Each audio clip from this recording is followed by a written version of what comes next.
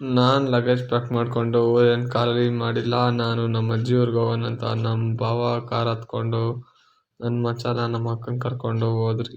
ಆಯ್ತು, ಆಮೇಲೆ ನಾವು ಹೋಗೋಷ್ಟೊತ್ತಿಗೆ ಊರೆಲ್ಲ ಗ್ರ್ಯಾಂಡಾಗಿ ಡೆಕೋರೇಷನ್ ಮಾಡಿದ್ರು.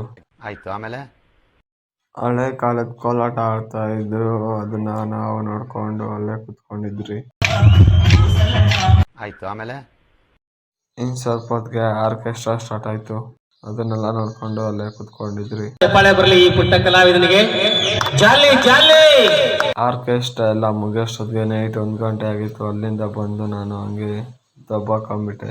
ಈ ಒಂದು ಅದ್ಭುತವಾದ ಕ್ಷಣಕ್ಕೆ ಭಾರತವೇ ಸಾಕ್ಷಿಯಾಗಿ ಹಂಗೆ ಬೆಳಗ್ಗೆ ಎದ್ದು ಆಚೆಗೆ ಹೋಗಿ ನೋಡಿದ್ರೆ ನಮ್ಮ ಅಜ್ಜಿ ನಮಗೋಸ್ಕರ ನೀರು ಕಾಯಿಸ್ತಾ ಇದ್ರು.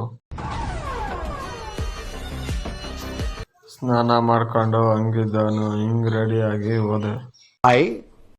ಇಲ್ಲಿ ನನ್ನ ಮಚ್ಚ ಶೈಲ ನಿಂತ್ಕೊಂಡವನೆ, ಬನ್ನಿ ಅವನೋಗಿ ಮಾತಾಡೋಣ.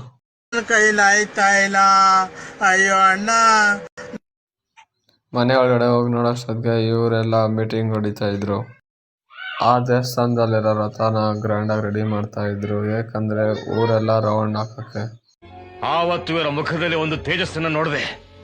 ಏನನ್ನು ಸಾಧಿಸಿರೋ ಸಂತೋಷ ಇವರ ಮುಖದಲ್ಲಿ ತೇಲಾಡ್ತಾ ಇರೋದನ್ನ ಗಮನ.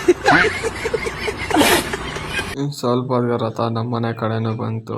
ಅಲ್ಲಿ ನಮ್ಮಪ್ಪ ನಮ್ಮ ಅಜ್ಜಿ ಎಲ್ಲ ಪೂಜೆ ಮಾಡಿಸ್ತಾ ಇದ್ರು.